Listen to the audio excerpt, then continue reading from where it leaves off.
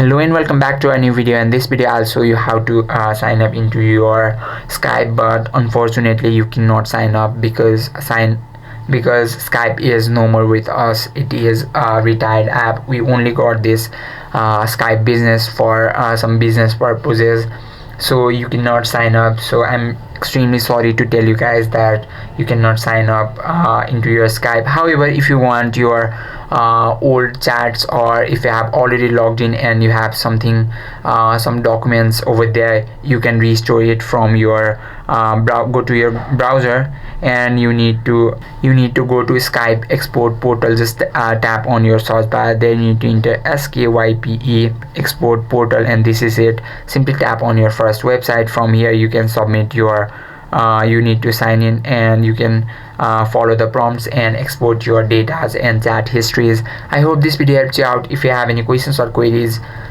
just let us know in the comment section. Thank you for watching.